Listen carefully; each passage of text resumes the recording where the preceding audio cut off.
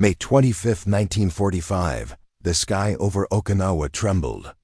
Low clouds hung like torn fabric above a steel-gray sea beneath them.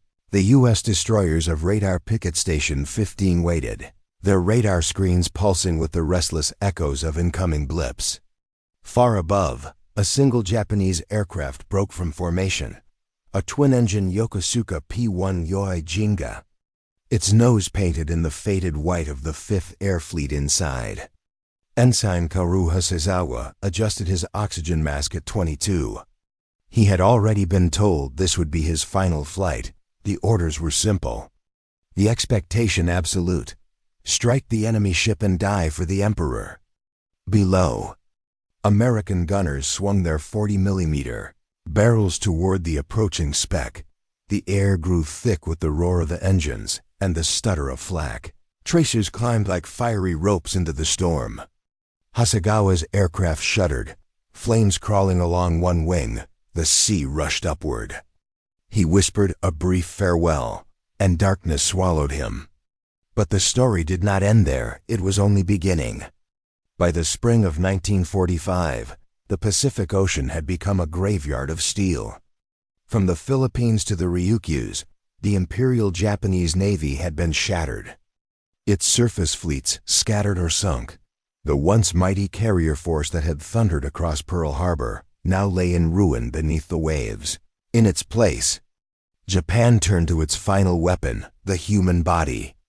The Battle of Okinawa was the largest amphibious assault of the Pacific War, and the most desperate, beginning on April 1, 1945. The United States launched a force of more than 1,300 ships and 180,000 troops toward the island that lay only 340 miles from Japan's southern shore. The capture of Okinawa was to be the final stepping stone for Operation Downfall. The planned invasion of the Japanese home islands. Every Japanese commander knew what that meant. If Okinawa fell, the war would move to their doorstep. Tokyo's response was brutal and unrelenting in the absence of an effective navy. The Special Attack Corps, known to the Allies as Kamikaze, became the instrument of choice. Hundreds of young aviators, trained in weeks rather than months, were gathered at airfields across Kyushu. Their mission was one way: to ram explosive-laden aircraft into the heart of the American fleet. The results were both devastating and tragic. Between April and June 1945, over 1,900 kamikaze sorties were launched against the U.S. fleet surrounding Okinawa. More than 30 ships were sunk, and nearly 400 were damaged. For every pilot, there was no return, but for every ship struck, thousands of lives trembled in the balance. To counter the growing waves of suicide attacks, Admiral Chester Nimitz ordered the creation of radar picket stations. Thin lines of destroyers and destroyer escorts stretched north and west of Okinawa. Far from the main fleet, their task was to detect incoming aircraft early and provide warning. In reality, it was a sentence of isolation. These picket ships faced in deadliest hits of every attack. One of them was the USS Callaghan, DD 792. A Fletcher-class destroyer with a crew of nearly 300 men, commissioned only 2 years earlier. Callaghan had seen action across the Pacific, from Leyte Gulf to Iwo Jima in May 1945. She served on picket duty west of Okinawa, part of the thin electronic fence shielding the invasion fleet.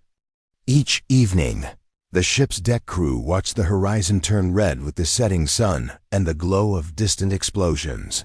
They knew the pattern well. At dusk, radar operators would begin calling out contacts, bogies inbound, range 20 miles, and gunners would brace for the next wave. Some nights the attacks came in pairs, other nights in swarms. By May, the sailors had learned to distinguish the haunting drone of a Zero from the deeper rumble of twin-engine bombers. And somewhere across the sea, on the opposite shore of Kyushu, young Japanese pilots waited for their turn to fly into that inferno. Kaoru Hasegawa was one of them, a naval aviator trained not for survival, but for sacrifice. His story began not in the cockpit, but in the shrinking world of a nation at war's end. And to understand why he flew that final mission, we must look closer to his training, his comrades, and the final orders that sent him toward Okinawa. Kaoru Hasegawa was born in 1923. In a Japan that believed its destiny stretched across the Pacific. From childhood, he was taught that to serve the emperor was the highest honor a man could achieve. The empire's reach, its victories in China, and the myth of divine ancestry created a generation that saw sacrifice not as tragedy, but as duty. By 1944, Hasegawa was a trainee in the Imperial Japanese Navy Air Service. Assigned to a base in Kyushu, the war he entered, however, was already lost in numbers. Japan's industrial base was collapsing under relentless American bombing. Its oil supplies were strangled. Its pilots, once the elite of Asia, were being replaced by boys barely old enough to shave. Hasegawa's training was short, intense, and stripped of illusions. Flight instruction emphasized obedience over technique. Students learned to maneuver, to dive, to aim, but most of all, to die without hesitation. Each lecture hall echoed with words like honor, sacrifice, and eternity. In the spring of 1945, as Okinawa turned into a slaughterhouse, the instructor's tone-hardened survival was no longer part of the curriculum. When the call came for volunteers for the Takatai, the special attack units, nearly every cadet stepped forward. The choice was never truly free. Refusal meant shame. Acceptance meant transcendence. Hasegawa later admitted that he did not think of death. He thought of his parents, of the letters he would never send, and of his country collapsing around him. His aircraft was the Yokosuka P-1Y Jinga, codenamed Francis by the Allies, a fast twin-engine bomber capable of carrying 800-kilogram bomb beneath its fuselage. The Jinga was sleek and agile but fragile. Few of them survived long enough to return from combat. In late May 1945, Hasegawa and his crew were assigned to the 405th Kokutai. Operating out of Kanoya Air Base on southern Kyushu, the airfield was a cratered landscape of charred concrete and scattered wrecks, testimony to weeks of American bombing. Yet every dawn, the mechanics patched the runways again, refueled what aircraft remained, and painted new names onto the tails of planes destined never to return. Hasegawa's mission briefing was brief, almost perfunctory. On May 25, 1945, his formation of Gingas would depart Kanoya, fly low over the East China Sea, and strike the radar picket line west of Okinawa. Their primary objective: enemy destroyers screening the transport fleet. Estimated survival rate: 0. Before takeoff, each crewman received a ceremonial cup of sake and a white headband bearing the red rising sun, the hashimaki of the Kamikaze. Photographers took their final portraits. Some smiled. Others stared into the lens with hollow eyes. Letters were written to mothers, to wives, to school friends who might never read them. At precisely 14 o'clock hours, the engines roared to life. The Gingas lifted from the scarred runway one by one, their shadows stretching across the rice fields of Kyushu. To those watching from the ground, they looked like arrows vanishing into the sky, small, silver, and doomed. For the American ships stationed off Okinawa, this was another day of endless alerts. Radar operators marked the incoming wave. Gunners loaded belts of ammunition. Officers tightened their jawlines and scanned the sky. Few of them could imagine that among the incoming dots on the screen was a young man whose orders were not to fight, but to die. The course of these two worlds, the destroyer's crew and the Kamikaze pilot, was now set. Their paths would meet in smoke and fire on the waters of the Pacific. And through that collision, both sides would confront the question that no training could answer: what happens when an enemy meant to die is instead found alive? In the West, the word kamikaze became synonymous with fanaticism, but inside the cockpit, the reality was more fragile, more human. Kaoru Hasegawa was not a zealot.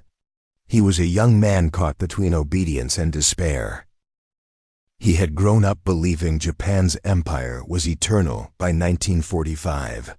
He could see its ashes falling around him, cities burned nightly under American B-29s. Classmates vanished to the front. The once sacred Imperial Navy was now scattered wreckage in the Pacific when he received his orders. He did not think in slogans, he thought in silences. "If I die," he later recalled, "perhaps it will end sooner," inside his bomber. The rituals of death were routine. He carried a small photograph of his parents. His co-pilot tucked a good luck charm beneath the instrument panel. The aircraft smelled of oil, leather, and incense from the farewell ceremony that morning. They were flying toward annihilation. Yet their minds clung to home, rice fields, laughter, the scent of spring rain. The kamikaze image often shows devotion without doubt. Hasegawa's eyes, as remembered by those who later met him, showed something different. The quiet endurance of a man who did not believe he would change history, only complete it. For the men aboard the USS Callaghan, life on the picket line was a rhythm of exhaustion. The destroyer floated alone, 20 miles north of the main fleet, her radar mast sweeping the sky like a lighthouse beam. Every green blip could mean death within minutes. The sailors had grown used to constant tension. Meals were eaten beside helmets. Conversations stopped whenever the intercom crackled. The ocean was deceptively calm, glassy, silent, reflecting the sky full of unseen danger. On May 25th, as reports came of another large raid from Kyushu, Captain George Doubleday ordered the crew to battle stations. The gun directors spun, ammunition belts clanked. Men at the 5-inch mounts wiped sweat from their foreheads and stared at the horizon.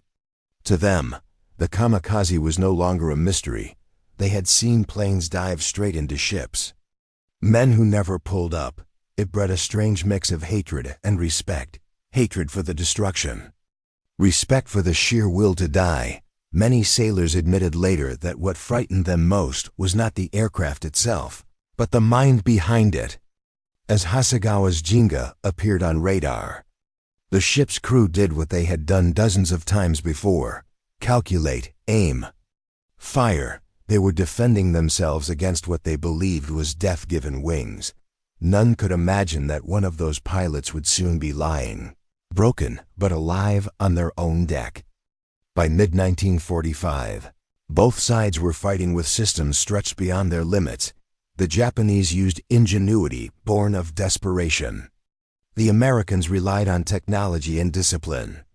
Hasegawa's aircraft, the Yokosuka P-1Y Jinga, was among Japan's most advanced designs, fast and sleek, capable of carrying a heavy payload at low altitude. But there were never enough spare parts, never enough fuel, and almost no experienced crews. Many Gingas took off with patched engines and uneven wings. A single hit could turn them into fireballs. The U.S. Navy, by contrast, fought from a web of electronics. The destroyer's radar screens could detect aircraft at 70 miles. The Mk-37 fire control system coordinated gunners through analog computers, calculating lead angles faster than the human eye at night. VT proximity fuses detonated shells when they came near an aircraft, invisible. Merciless technology that erased distance and chance. Every encounter became a duel between old and new worlds, human flesh versus machinery, devotion versus data. Hasegawa's plane was tracked, calculated, and fired upon long before his crew ever saw the ships below. To him, it was an act of honor. To the Americans, a pattern on a scope.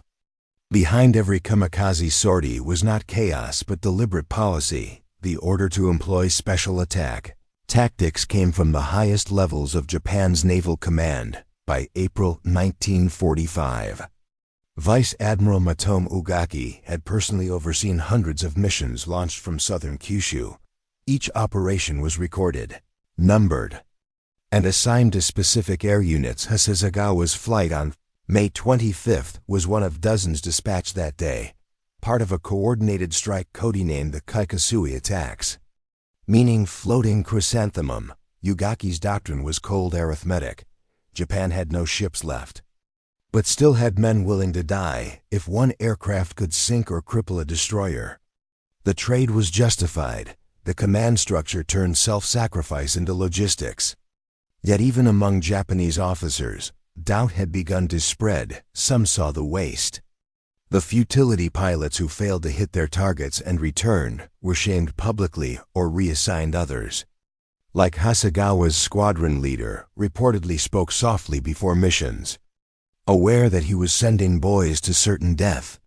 On the American side, orders were just as mechanical. The U.S. fleet's destroyers were rotated across the picket line for days on end. Commanders like Captain Doubleday on Callaghan were veterans hardened by attrition. To them, mercy was a luxury, survival a statistic, yet they followed rules of engagement. Rescue survivors when possible, regardless of nationality. This collision of rigid obedience on both sides, one to die, one to save, would become the moral core of what followed. War had stripped both nations of sentiment, yet in the quiet after the guns fell silent, humanity often found its way through cracks. When Hasegawa's bomber hit the water, he should have vanished beneath the waves like thousands before him. Instead, as debris floated past the Callaghan, sailors spotted movement among the wreckage. At first, they thought it was bait, a trap, orders forbade lowering boats while enemy aircraft still threatened overhead. But as the smoke cleared, the motion became unmistakable. A man, barely conscious, clinging to a piece of his wing.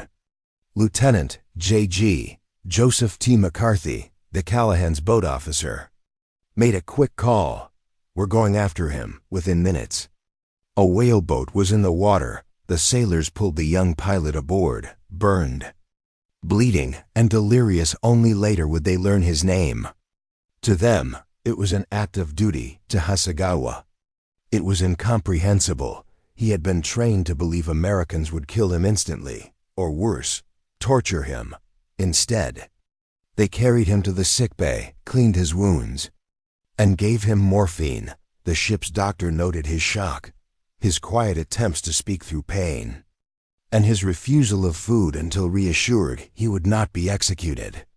That moment, a man saved by those he had come to destroy, would haunt everyone involved. For the Americans, it reaffirmed that even amid brutality, decency could still exist. For Hasegawa, it shattered everything he had been taught. Decades later, when the Pacific had long fallen silent, the memory of that day still lived inside those who had survived. Hasegawa returned to Japan, carrying both scars and confusion. He had lived, but not as a hero, in post-war Japan. Surviving kamikaze pilots were often met with silence or shame. The nation wanted to forget what it had demanded of its youth. For years, he avoided speaking of his rescue, yet as he grew older, the need for understanding overcame the weight of guilt. In 1995, on the 50th anniversary of the war's end, Kaoru Hasegawa traveled to the United States. There, in a quiet naval museum, he met some of the men who had once pulled him from the sea. Photographs show him bowing deeply, tears in his eyes, the sailors standing beside him with equal emotion. He spoke softly through an interpreter. "You gave me life when I came to take yours." That reunion turned an episode of war into an act of reconciliation. The Americans remembered not the enemy, but the boy they had saved. Hasegawa saw not monsters, but men who had done what he thought impossible, shown mercy in the heart of battle. The photograph of that meeting captures something the statistics cannot: a bridge between two worlds built not by victory or ideology, but by compassion. The sea was deceptively calm, its glassy surface broken only by the rhythmic churn of propellers for the men aboard the USS Callaghan. The evening began like any other: radar sweeps, coded transmissions, and the metallic scent of gun oil drifting through humid air. The ship's log later recorded it simply: Condition 1, enemy air activity expected. At 1840, the radar operator picked up multiple contacts approaching from the northwest. Blips multiplied across the green screen, a familiar, Dreaded pattern. The voice over the intercom cut through the static. Air raid warning. Bogies inbound. Range 30 miles. On deck, sailors rushed to their stations, fingers tracing the worn edges of steel gun shields. The attack came in waves from the cloud bank ahead. Shapes emerged, first as shadows, then as aircraft, Zeros, Vals, and twin-engine bombers skimming the horizon. The destroyer's guns erupted and thunder-orange tracers carved luminous arcs into the dusk. Among those planes, one bore the markings of the 405th Kokutai, the Jinga bomber flown by Ensign Kaoru Hasegawa. His orders were clear: dive on the picket line, strike an American warship, and detonate the 800-kilogram bomb fixed beneath his fuselage. Inside the cockpit, the noise was deafening. Hasegawa's co-pilot shouted course corrections over the roar of engines. They had already descended below 1,000 meters to avoid radar detection. The clouds were thick, the air humid, the world vibrating with anti-aircraft fire below them. Tracer rounds streaked upward in brilliant chains. At 1847, the Callaghan's 5-inch guns locked on the ship's radar-assisted fire control system fed range and altitude data directly to the mounts every few seconds. Proximity-fused shells burst in invisible halos around the incoming bombers. To the human eye, it looked like fireworks in a thunderstorm, beautiful, deadly, exact. Hasegawa's right engine took a hit. Smoke poured across the fuselage. Instruments flickered and died. The aircraft yawed violently to port inside the cockpit. Warning lights flashed red. The co-pilot's voice broke through the chaos. We've been hit. They were still 5 miles from target. Too far to strike. Too low to climb. Hasegawa had seconds to choose between bailing out, forbidden by doctrine, or pressing on training demanded obedience. Instinct demanded life. He pushed the throttle forward, fighting the drag, aiming the burning bomber toward the black silhouettes of ships ahead. Flak tore into the tail. Fuel-ignited flames licked across the canopy. Then came the final explosion. A soundless flash as the right wing sheared away. The Jinga broke apart, spiraling downwards, trailing smoke and burning fragments. Below, the Callaghan's gunners watched. As the plane disintegrated, the crew cheered briefly. Another Kamikaze destroyed before impact. The radar operator marked the blip's disappearance at 1849. The captain ordered a scan for additional attackers within minutes. The battle shifted to other incoming threats. The wreckage of Hasegawa's bomber vanished into the waves. But amid the drifting debris, something moved. A gunner on the port side noticed a faint silhouette in the water. A man, barely afloat, clutching a piece of wreckage. The glow of burning aviation fuel illuminated his face for a moment. Bloodied, stunned, alive. The captain hesitated. Enemy aircraft might still be overhead. Standard procedure forbade launching rescue boats until the sky was clear. Yet the image of a lone figure amid burning wreckage proved stronger than protocol. At 1910, the Callaghan signaled for a rescue detail. Lieutenant Joseph T. McCarthy, commanding the whaleboat, led 5 sailors into the dark. The sea was rough, littered with fragments of aluminum and floating fuel. They maneuvered through oil slicks and debris, guided by faint cries that cut through the wind. When they reached him, they found a young man barely conscious. His flight suit scorched, his body torn by shrapnel. He whispered in Japanese. Too weak to resist, McCarthy and his men lifted him into the boat. No one spoke. The silence was heavy, broken only by the splash of oars. Back aboard the destroyer, medics rushed the pilot to the infirmary. The discovery stunned the crew. He was a kamikaze, the very enemy they had been fighting moments before. Some sailors wanted nothing to do with him. Others stood in stunned quiet as the ship's doctor began treating his wounds. For hours that night, the Callaghan steamed under red battle lamps, her decks slick with seawater and oil, carrying both the hunters and their intended prey above. The stars burned faintly through drifting clouds, witnesses to a paradox the war had never prepared them to face. And as the destroyer moved back to station, the strange silence on her decks hinted that something had shifted, that this rescue was not the end of the battle, but the beginning of another kind. The young Japanese pilot lay on a stretcher in the ship's dimly lit sickbay. His burns were severe, his breathing shallow. The ship's doctor, Lieutenant J.G. James Baird, cleaned the wounds carefully, aware that any movement could reopen them around him. The steady hum of engines filled the silence above deck. The war still raged, but down here, beneath steel and smoke, the boundaries of enemy and ally had blurred. The sailors who brought him in lingered outside the door. Some argued in hushed tones. Why save him? Others said nothing, watching with the uneasy curiosity that comes from seeing the enemy stripped of all power. One man later recalled, "He wasn't the monster we'd imagined, he was just a kid." Our age, when Hasegawa awoke, the faces around him were pale, foreign, and cautious. He tried to speak, but his voice broke into whispers. He expected to be executed. Instead, he was given water, bandages, morphine, a soft towel placed beneath his head. That small act, a gesture of humanity amid destruction, was almost unthinkable in that place and time. For months, the U.S. Navy had endured relentless kamikaze attacks, losing hundreds of men to explosions that left no survivors.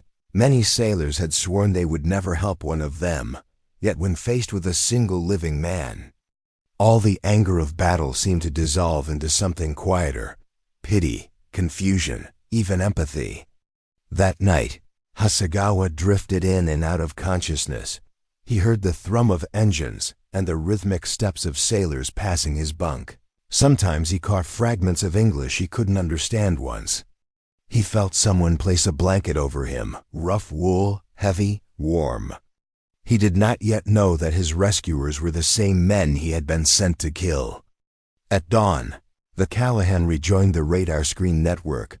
The sea was littered with the debris of the previous night's battle: black oil slicks, fragments of wings, the unending aftermath of sacrifice. Captain Doubleday ordered a message sent to Fleet Command: recovered one enemy aviator alive. Condition critical, request medical transfer. The response came hours later. The pilot was to be held aboard until the next hospital ship could rendezvous. The crew adjusted, uneasily, to their new passenger. Some avoided the sickbay altogether, others slipped in during off-duty hours, bringing food he could not eat or small gestures: a cup of tea, a cigarette left on the table, a few even tried words of comfort. Though the language barrier turned every sentence into awkward silence, Hasegawa's fear slowly gave way to bewilderment. The men who treated his wounds joked among themselves, sang softly during night watches, argued about baseball. They were not demons, just sailors far from home. One evening, he pointed weakly toward a photograph pinned to the bulkhead: a crewman's family. The sailor, surprised, smiled and nodded. Something human passed between them in that simple exchange. For the first time, Hasegawa began to understand that his enemies were not faceless.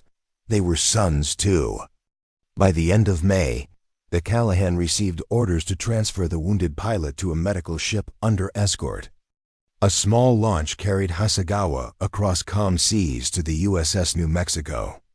The battleship serving as temporary hospital, American doctors took over his care, noting his resilience and quiet composure. When asked through an interpreter why he had joined the Special Attack Corps, he hesitated before answering. His words were brief: because it was the only thing left to do. The answer lingered with those who heard it, not as defiance, but as resignation. It was the voice of a generation sacrificed by command decisions far above their reach.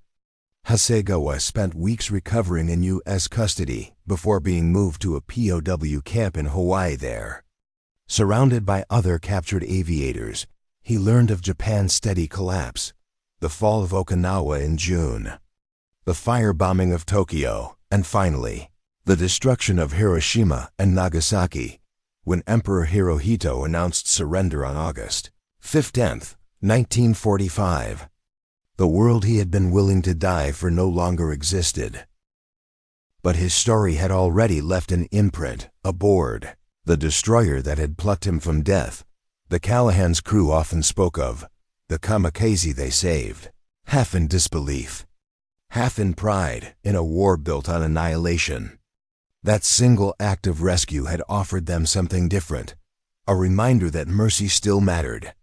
2 months later, on July 29, 1945, fate closed the circle while patrolling west of Okinawa, the same waters where Hasegawa had fallen. The USS Callaghan was struck by a Japanese Yokosuka K-5Y biplane in a nighttime suicide attack. The plane's bomb detonated in the engine room within 15 minutes. The destroyer sank. 47 men died. 125 were wounded. It was the last U.S. warship sunk by a kamikaze in World War II. The irony was cruel. The ship that had chosen compassion met her own end in the same fire she had once defied. Among those who later survived, the story of the rescued pilot became a symbol, a moment of grace amid chaos for Hasegawa. Learning years later of the Callaghan's fate was devastating. In his memoirs, he wrote, "They gave me life, and they were taken by those who came after me." That paradox, the intertwining of mercy and destruction, became the defining heartbeat of his memory. And as the guns finally fell silent across the Pacific, the echo of that encounter lingered, leading into a peace built upon the same fragile humanity that had flickered for a moment on a burning sea. When the guns finally fell silent in August 1945, the Pacific was no longer a battlefield. It was a cemetery of ships, planes, and memory. The war had consumed an entire generation. And the sea around Okinawa, once blue and endless, was now a resting place for tens of thousands of men from both sides.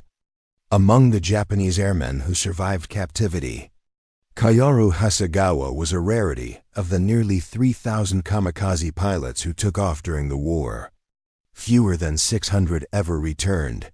His survival was in every sense an accident of fate.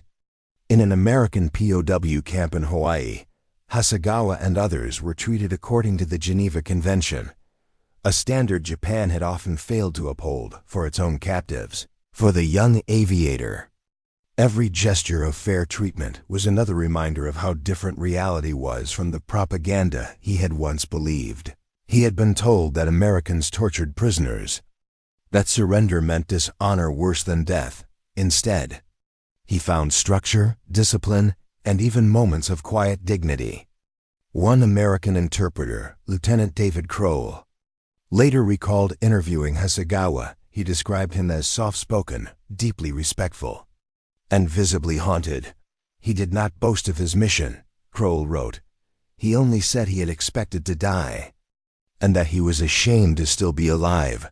That sense of shame was common among captured kamikaze pilots. For many, the Bushido Code, the ancient warrior ethic, had been twisted into a national doctrine, equating death with duty. To live was to fail. Yet, as the weeks turned into months, the prisoners began to see the collapse of their empire in fragments of newspaper clippings, whispered updates, and finally, the words of their emperor himself.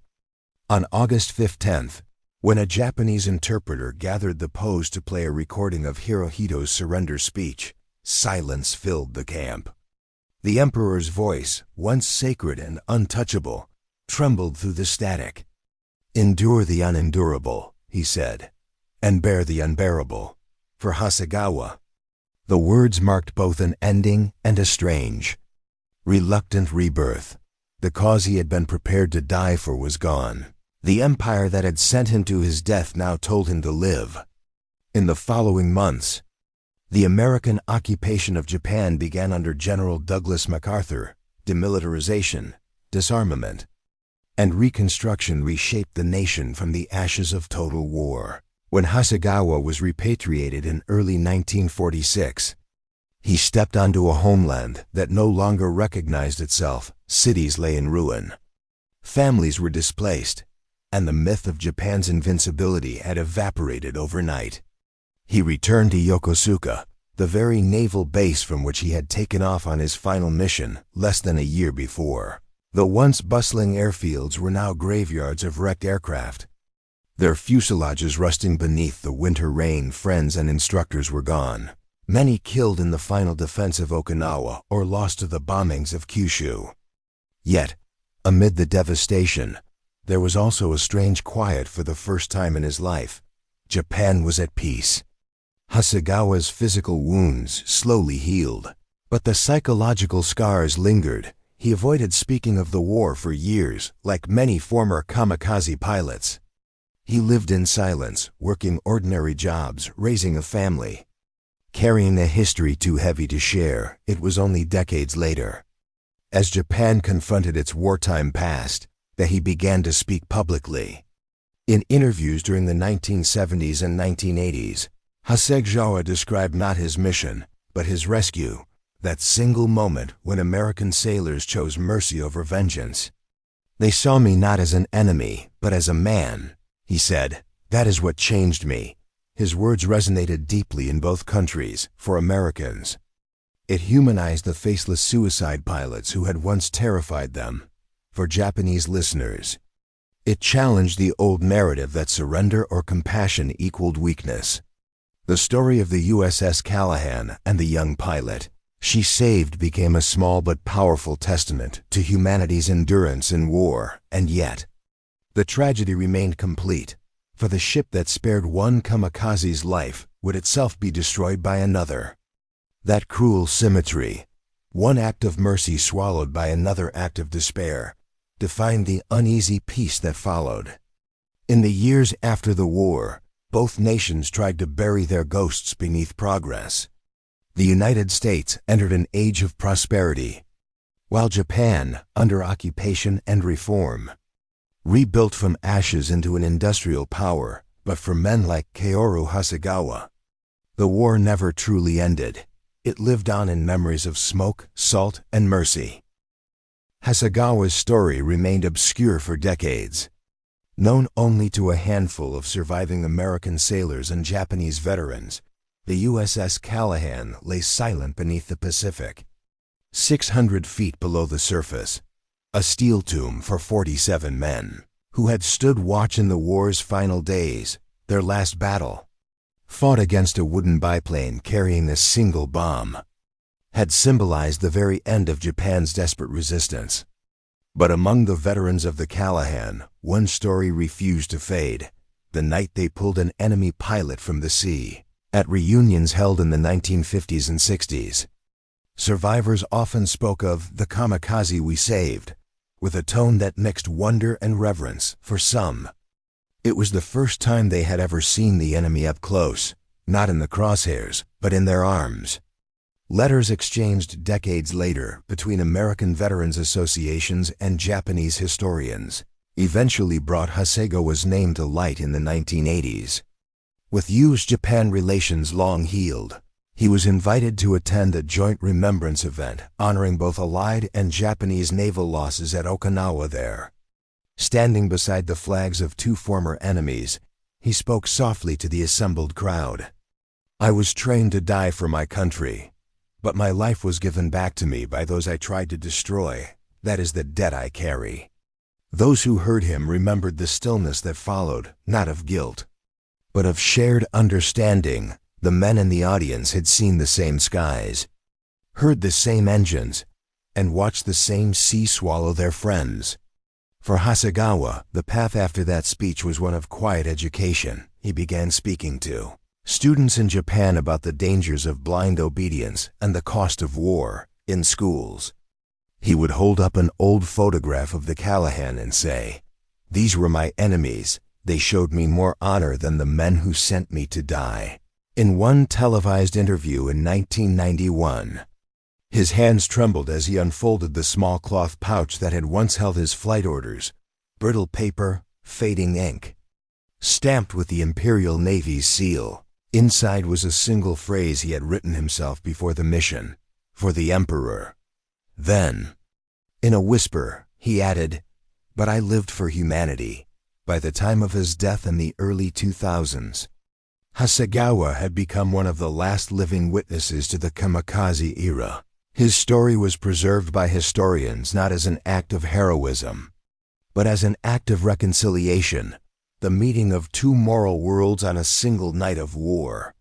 Meanwhile, underwater expeditions to the site of the Callaghan confirmed her final resting place west of Okinawa. Divers described a hull split open near the engine room, the point of impact from the kamikaze plane. A brass plaque was later placed there by American veterans in memory of the men of USS Callaghan DD 792. Lost July 29, 1945. Their courage endured beyond war. It is said that Hasegawa wept when he saw the photograph of that plaque. The Okinawa campaign had taken over 12,000 American lives and more than 100,000 Japanese soldiers and civilians. It was the last major battle of the Pacific, and it taught both sides a devastating lesson, that courage and sacrifice, when twisted by ideology, lead only to ruin. But amid that darkness, a single spark, the rescue of one dying pilot, offered a glimpse of what might survive even in war's worst hour. That act did not change the outcome of the battle. It did not shorten the war or save the Callaghan, but it proved that compassion could still exist where logic said it shouldn't, between enemies sworn to annihilate each other. And from that moment, the story of Kaoru Hasegawa became more than a war story. It became a mirror, reflecting not who nations were, but who people could still be. And in that quiet reflection, the legacy of Okinawa found something far greater than victory, the fragile endurance of mercy itself. The Pacific War ended not with glory, but with silence. A silence that drifted over the wrecks of ships like the Callaghan, over the scorched ruins of Okinawa, and over the shattered ideals of men who had once believed that dying was the highest form of honor. In that silence, stories like Kaoru Hasegawa's became rare, fragile threads connecting two sides of a war that had consumed everything human in its path. His rescue was not a grand event, not written into official reports or celebrated in victory speeches. It was a brief moment, a handful of sailors choosing to act with compassion instead of vengeance. Yet in that single act lay something powerful, proof that even amid total war, humanity could still survive. For the Americans aboard the Callaghan, saving their enemy did not make the ocean safer. They would still face fire and death weeks later, but it made them remember who they were, not machines of war, but men capable of mercy. For Hasegawa, being spared shattered everything he had been taught to believe. The enemy he had been told to hate became the ones who gave him life. That reversal, simple, human, and undeniable, followed him for the rest of his years. History often measures wars by the numbers: ships sunk, bombs dropped, lives lost, but history's soul is found in smaller places. A hand reaching through smoke, a blanket offered to a wounded man, an enemy's eyes filled not with rage but understanding. The Pacific's waters still hold the ghosts of those who fought there, and somewhere among them rests the ship that once defied death to save an enemy pilot, and the man who lived because of it. Their stories, intertwined by fate, remind us that even in humanity's darkest hour, compassion is not weakness, it is survival. Because when the war was over, what remained was not the sound of gunfire or the shadow of empire, but a single, quiet truth, that mercy, even once, can outlive war itself.